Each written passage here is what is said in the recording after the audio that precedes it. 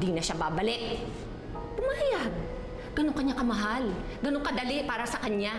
Na pumayag na hindi na babalik. Kaya ano pa hinihintay mo dyan, ha? Sa tingin mo, babalikan ka pa ni Mariposa? Hindi ako naniniwala sa sinasabi mo. Hindi ka naniniwala. Eh di huwag ka maniwala. Ay, kadali ko naman kausap Amalia. Ano ba gusto mo, ha? Mabulok ka dyan o sumama na sa akin? Ngayon din makakalaya ka. Ano? Pumili ka. Sasama ka sa akin o mabulok ka dyan sa kakahintay kay Mariposa mong ampun-ampunan? Ano? Hihintayin ko ang anak ko. Ibig mong sabihin, nagpunta ako dito para mag-aksaya lang ng panahon? Buwisit ka talaga kahit kailan. Alam mo, mabulok ka dyan. Tignan natin kung babalikan ka pa ng buwisit na ampun mo yon.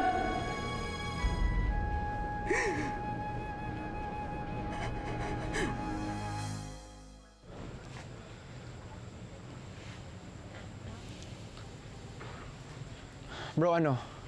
Doon ba sila?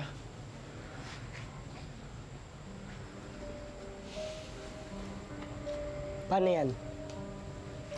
Wala na sila dito. Maasa nga ako na pagbalik ko dito, andito na sila eh. Diyos ko, nasaan na ba yung dalawang mag-ina na yan? Hanggang ngayon, di pa sila umuuwi. Probinsya. May iba po ba silang probinsya? Wala eh. Sila lang dalawang magkapatid ang alam ko. Kaya wala talagang pupuntahan yan dito na iba. Eh, yung kapatid po ni Aling Amalia, alam po kaya niya kung saan sila pumunta? Nako, mabuti kung makausap mo ng matinuyan si Aling Belen. Galit yan kay Aling Amalia, kaya niya nga pinalayas eh. It's worth trying, Joko. Subukan silang kausapin.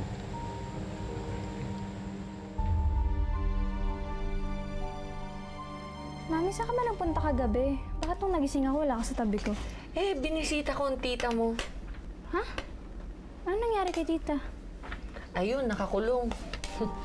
Pinahamak na naman ng ampun-ampunan niyang buwisit. Napagkamalan ba naman nagnanakaw? Ang malas talaga ni Tita Amalia dyan sa higad na yan. Sinabi mo pa. Kaya nga gumawa na akong paraan para mailayo na yung bruhang yan sa kapatid ko eh. Sabi ko sa kanya, tutulungan ko ang kapatid ko, papiyansahan ko sa isang kondisyon.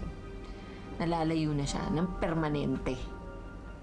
Kung naman nauto ko, pumayag eh. Iniwan ko ba naman siya sa gitna ng gubat? Hindi naman sumunod papuntang presinto. Palagay ko, naligaw na yun. Uto-uto talaga yun eh.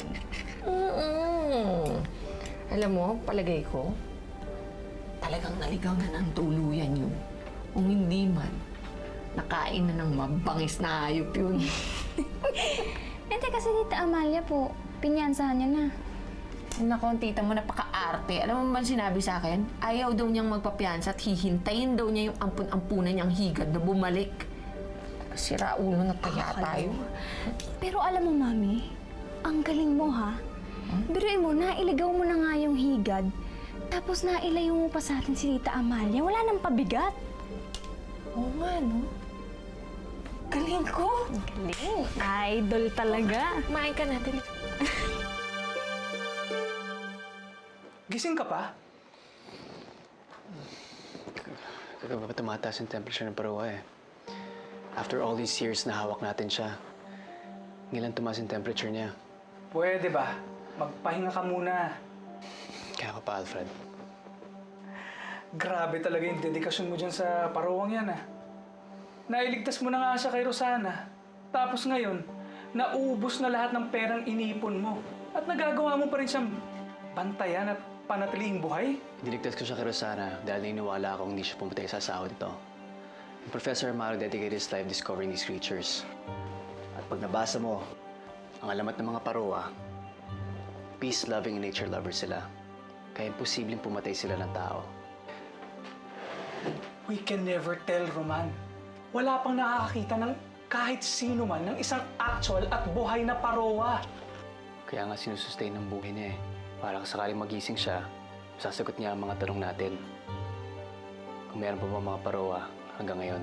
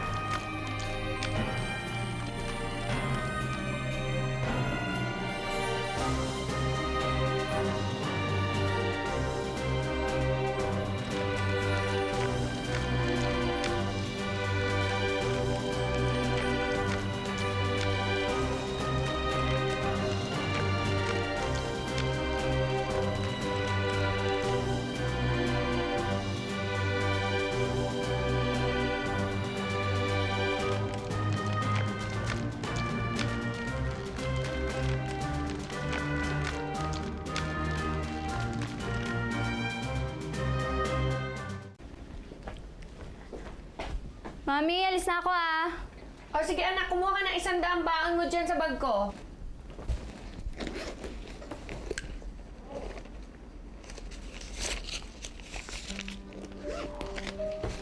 Alis na po ako.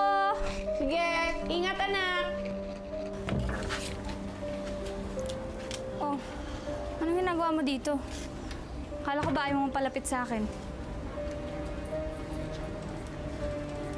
Gusto ko sana makausap yung mami mo.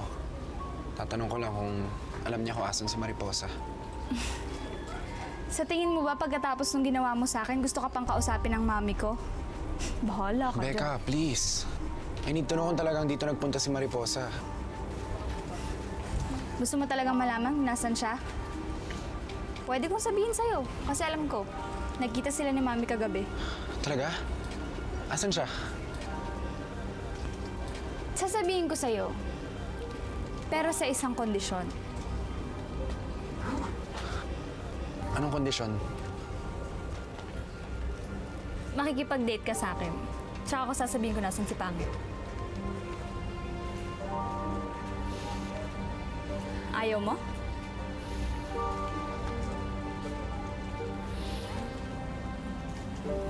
Paano ako makasiguro na alam mo talaga kung asan si Mariposa?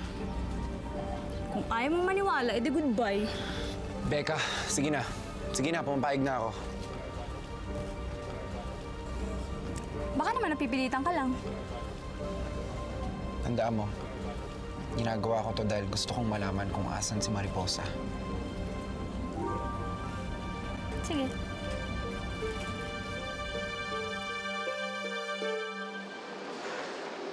Sir, ma'am. Anong awa niyo na? Pakawalan niyo po ako dito. Pakisabi dun sa taong nawala ng pera, babayaran ko po yung nawala sa kanya. Kahit dodoblohin ko po. Pangako ko yan, pakawalan niyo lang po ako dito. Kailangan ko lang mahanap yung anak ko eh. Kagabi po ako nawawala. Sigurado po ako na may anak kayo. Alam niyo po yung nararamdaman ko. Kailangan ko lang makita yung anak ko. Hanapin ko lang, babalik po ako dito. Ma'am, parang awa niyo na. Babae po yung anak ko. Kailangan ko lang siya mahanap.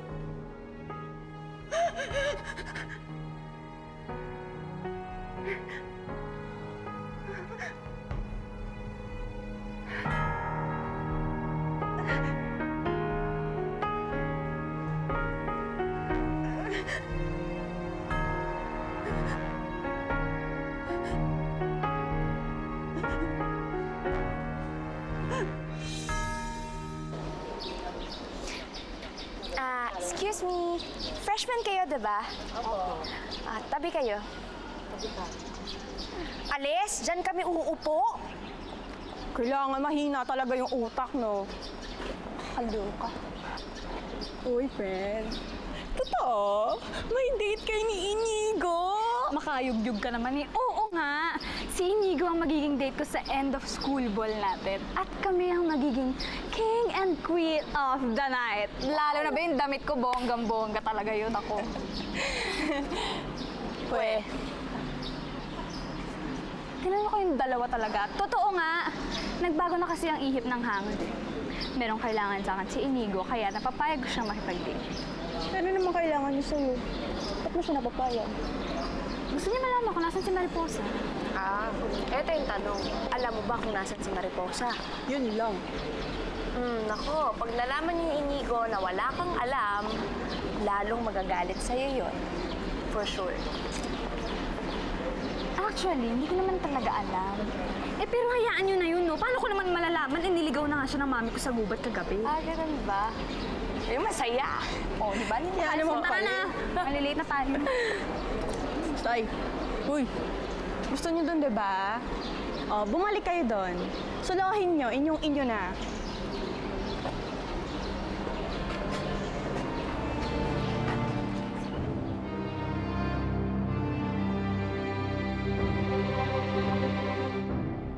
Joko, salamat ah. Akala ko matutuloy yung date namin ni Becca. Hindi nga ako pwede nag-date dito! Kahit magpatulong ka pa sa boss mo sa impyerno, hindi mo matatakasan lahat ng kasalanan mo. Marami akong pera. Kahit ano kaya kong gawin.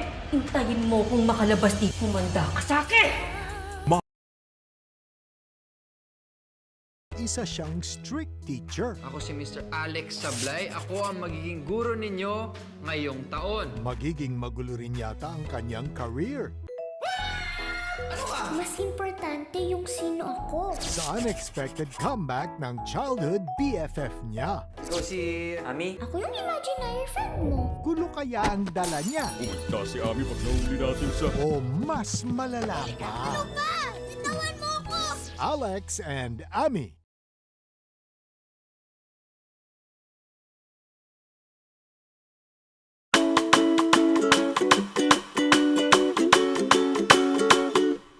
It's the little things that count, so don't count me out. 'Cause in the end, all the little things mean something. Ba ba ba ba ba, ba ba ba ba ba ba ba ba.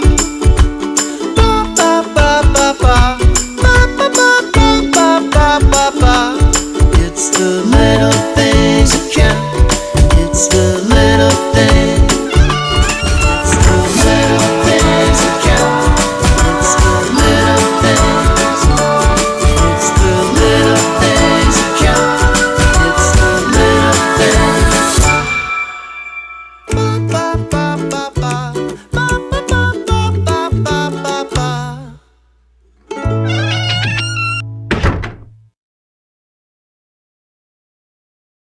Sana nga magka-baby na kami. Mag-asawang sabik na magkaroon ng anak na mamahalin. Wala pong nabuong baby. Isang batang uha sa kalinga ng mga magulang. Iniwan ka ng nanay mo kasi ayaw niya sa'yo. Mapunan kaya ang puwang sa puso ng bawat isa. Sister, parang ngayon ko lang po siya nakita dito. Isa siya sa mga bagong bata dito. Ang cute mo naman. Hiram na anak, Lunes na, alas 11:15 ng umaga bago mag-eat Bulaga. Pwede nyo nang iuwi si Baby JR. Salamat kay Hiner. Tinakot niya ako, tapos niligawan niya ako. Huwag ka nang pag-bebe, Liza. Mabubulag ng selos si Liza.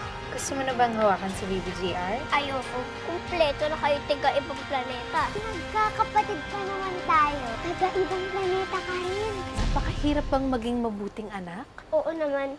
Ida!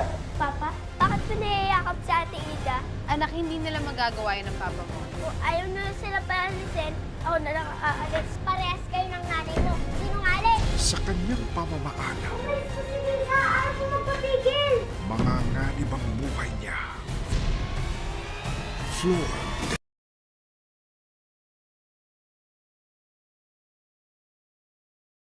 Ngayong Friday, Pogi ka. Birthday ng asawa mo. I like your card. Buti naman may pangalan mo na. Buti na lang may pangalan ko na. may mabubuong tensyon sa barkada. Aminin mo na na ikaw yung secret admirer ni Camille. Wish ko na sana magtuloy-tuloy na maging okay tayo. Happy birthday ulit, ha? Love. Pagi. Nais mong makipagsanib sa kanila? Kailangan mong magpanggap na nagbabalik loob sa kanila, Alena. Totoo bang itinataguyod na muli ng mandirigma ang sapir? Titindi ang puwersang lalaban. Kailangan mong isantabi ang iyong galit upang makalaban tayo kay Hagrid. Mas malakas ba kung muling magkakasama? Kakaroon muli ng mas makabuluhang paglalaban at isinusumpang hindi na muling makakaligtas sa akin si Ganaya at si Amihan. Encanto.